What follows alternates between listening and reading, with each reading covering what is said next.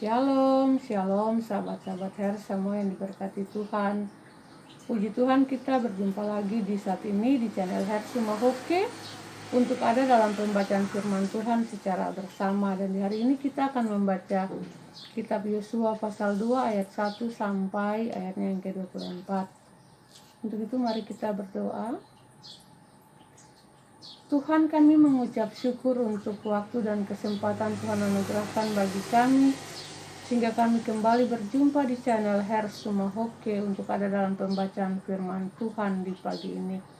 Kami mohon Roh Kudus menuntun kami sehingga kami dapat mengerti firman yang akan kami baca. Kami percaya firman dan kami melakukan firman Tuhan dalam kehidupan kami sehari-hari untuk puji dan hormat bagi nama Tuhan. Kami mohon ampuni dan kasih keberdosaan kami Bapa. Kami mengucap syukur juga atas nafas kehidupan yang Tuhan masih percayakan dalam hidup dan kehidupan kami sampai pada saat ini. Di dalam nama Yesus Kristus, firman yang hidup Tuhan dan Juru Selamat kami berdoa kepada Bapa di sorga. Haleluya. Amin. Ya.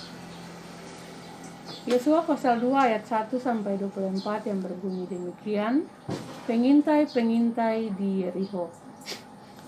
Yosua bin Nun dengan diam-diam melepas dari Sitim 2 orang pengintai. Katanya, pergilah amatilah negeri itu dan kota Yeriko. Maka pergilah mereka dan sampailah mereka ke rumah seorang perempuan sundal yang bernama Rahab, lalu tidur di situ.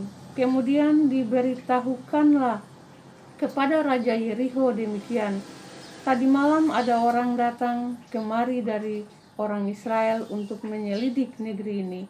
Maka Raja Yeriko menyuruh orang kepada Rahab mengatakan, bawalah keluar orang-orang yang datang kepadamu itu yang telah masuk ke dalam rumahmu, sebab mereka datang untuk menyelidik seluruh negeri ini. Tetapi perempuan itu telah membawa dan menyembunyikan kedua orang itu. Berkatalah ia, memang orang-orang itu telah datang kepadaku, tetapi aku tidak tahu dari mana mereka. Dan ketika pintu gerbang hendak ditutup menjelang malam, maka keluarlah orang-orang itu. Aku tidak tahu kemana orang-orang itu pergi. Segeralah kejar mereka, tentulah kamu dapat menyusul mereka. Tetapi perempuan itu telah menyuruh keduanya naik ke suatu rumah dan menyembunyikan mereka di bawah timbunan batang rami yang ditebarkan di atas soto itu. Maka pergilah orang-orang itu mengejar mereka ke arah sungai Yordan, ke tempat-tempat penyeberangan, dan ditutuplah pintu gerbang segera sesudah pengejar-pengejar itu keluar. Tetapi sebelum kedua orang itu tidur, naiklah perempuan itu mendapatkan mereka di atas soto dan berkata kepada orang-orang itu, aku tahu bahwa Tuhan telah memberikan negeri ini kepada kamu dan bahwa kengerian terhadap kamu telah menghinggapi kami dan segala penduduk negeri ini gemetar menghadapi kamu. Sebab kami mendengar bahwa Tuhan telah mengeringkan air laut Teberau di depan kamu ketika kamu berjalan keluar dari Mesir, dan apa yang kamu lakukan kepada kedua raja orang Amori yang di seberang sungai Yordan itu, yakni kepada Sihon dan Og yang telah kamu tumpas. Ketika kami mendengar itu, tawarlah hati kami dan jatuhlah semangat setiap orang menghadapi kamu, sebab Tuhan Allahmu ialah Allah di langit di atas dan di bumi di bawah. Maka sekarang bersumpahlah kiranya demi Tuhan, bahwa karena aku telah berlaku ramah terhadapmu, kamu juga akan berlaku ramah terhadap kaum keluargaku, dan berikanlah kepadaku suatu tanda yang dapat dipercaya, bahwa kamu akan membiarkan hidup ayah dan ibuku, saudara-saudaraku yang laki-laki dan yang perempuan, dan semua orang-orang mereka, dan bahwa kamu akan menyelamatkan nyawa kami dari maut. Lalu jawab kedua orang itu kepadanya, "Nyawa kamilah jaminan bagi kamu. Asal jangan kau kabarkan perkara kami ini.